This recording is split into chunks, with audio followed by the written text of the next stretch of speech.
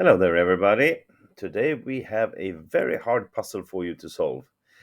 We have a bishop and a knight, and the opponent has two pawns. Both are, of course, going downwards here, so they are about to promote. We have to take them both or find a way to checkmate black in order to win this.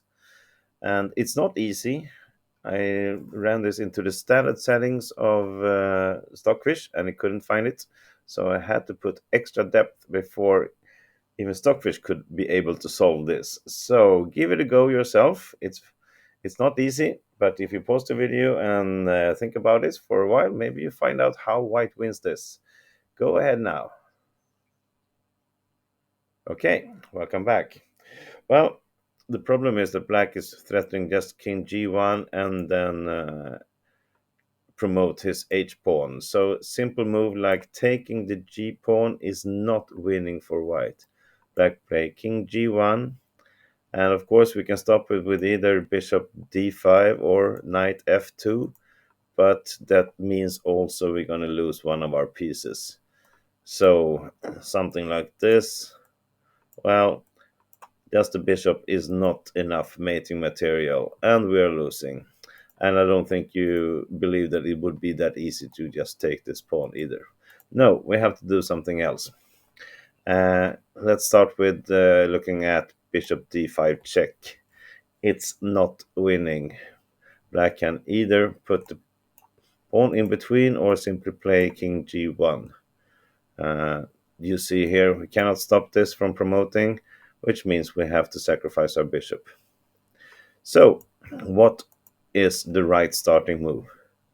It's knight c3, because we want to get it to e2. That's a very crucial square for the knight to control many things, and this means it will be easy to win if we get it there.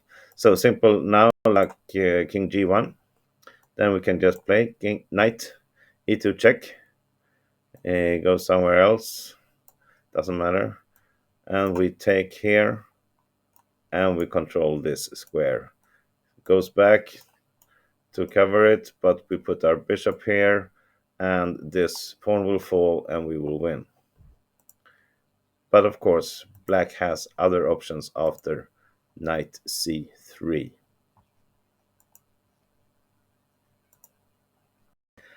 Now black will play g2. And the question is, how do white win from here? If you need to pause the video again, go ahead. Okay, here we go. So, of course, it's threatening to promote here. And if we try to pin it with our bishop like this, black will simply play king g1. And now he will promote in the next move because it's also covered by his own pawn. Doesn't matter if we take the pawn, he will promote. And again, we're left with just a single piece that is not mating material enough. So we cannot play bishop d5. This looks like a natural move, and because if black promotes now to a queen, well, then he's losing. After bishop d5 check, the queen is forced to go in between and it's checkmate. But it's not that easy. Actually, knight e2 in this move is not winning, because black will promote to a knight, and that's also a check. And it's more than that, it's also threatening our knight, meaning we have to take it. And now, of course, black will take back, promote, doesn't matter, can promote to a knight, give a check again, and it's a draw. If he takes a queen, it's also a draw. We can take it, forced to take it with our bishop, but black escapes with the king, and it's still not winning. So what will happen after black plays g2? It's this brilliant move, and it's very, very hard to find. Bishop c4. And what does that accomplish? Well, it covers e2, and that's the thing. That's why we must put it on c4, because we will later play knight e2, and it's protected. So, if black now takes a queen, well, then it's easy. It's a check. The queen must go between, and the king moves. And now we can check, force the king away, play the knight to g3, and we got this covered by 2 pieces. Even if black goes back with his king to cover, we can simply play something like bishop c6. And he is forced to move or move the king. In both cases, he will lose his pawn, and we are in the nice ending with bishop and the knight. Okay, so let's go back a bit. After bishop c4, well, let's look at this first. If the king goes to g1, now, as I told you, we have this check, and this knight is protected.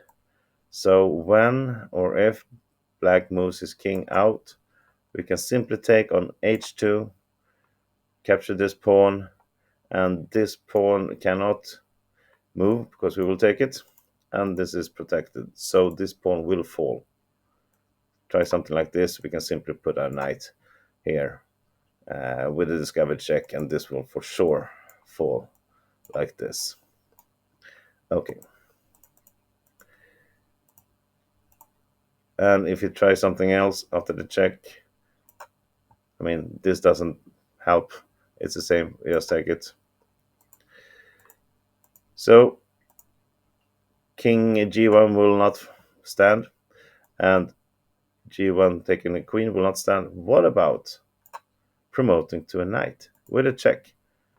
This looks good for black, but actually white wins this. First, obviously, we're in check, so we have to move the king to g3. And look at this. This knight cannot go anywhere. It's going to be taken. But of course, he has to move it. He cannot move any other piece. He tries knight e2 check. And the thing is now, it's not easy still to win. Can you see how white wins from here? Look at this. We cannot take this. This is a stalemate right away. Black cannot move. If we take with the bishop, king comes to g1, and we got this square occupied by a bishop. We wanted a knight here, so we cannot stop this pawn next move. So actually, after knight e2, we will not take it. We will simply move the king to f2. And this is really brilliant with this study. Look at this. We are threatening checkmate. The king cannot move, the pawn cannot move. If the knight goes to f4, well, we can simply play anything, really. Knight e2 is a good one. To force it out, if it takes, well, it's a checkmate. And if we move somewhere, we have bishop d5 or knight g3. So, after king f2, it will of course take our knight on c3. And look at this, we are only down to one bishop, but the king is locked in here, the pawn is locked, and we are threatening checkmate on this diagonal. So even with only one bishop left, we are still winning this, but we have to play exact. And from here, it's still not easy to see how white wins. If you want to pause the video once again, go ahead. Okay, there's only one move winning, and we cannot move our bishop. We have to play king f1. Let me see, just if we try the tempo move like bishop d3. Well, here comes a check. Go to f1, and here comes a check again, and we need to go back, not letting the king out, and it will be like a perpetual check here.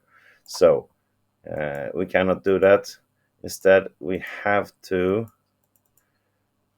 from here, start with king f1. If the knight moves anywhere, we can play bishop d5 with checkmate anywhere but e4. That's the only move for black to keep on fighting. And you see now we cannot play bishop d5 because it's a stalemate again. The knight is pinned and these two pieces cannot move. So I have to do something else. Not easy. Okay, there's only one move again that's winning. And it is bishop d3. And why is it the only move? Well, if we do something else like bishop a6, he can start checking again and again. So we have to go to d3.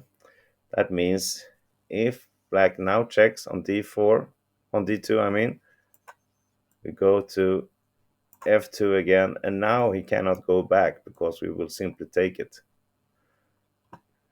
And it same goes if it gives a check, let's say on g3. Well, then it's even easier.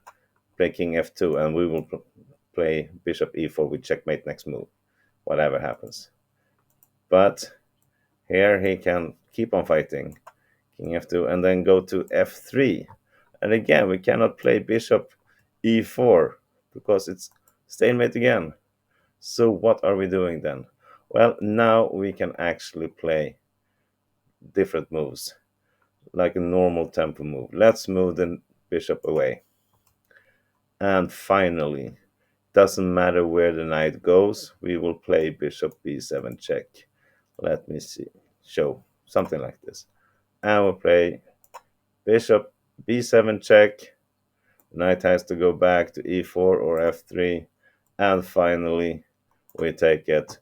Checkmate with only a bishop. Beautiful study from Vasily Smyslov. And it's really, really hard to find, obviously. Let me know if you managed to find this all on your own from the beginning. Then I'm very impressed. Hope you stayed with me to the end now. This is a great study. I hope you enjoyed it. Have a great day, and I see you later. Bye bye.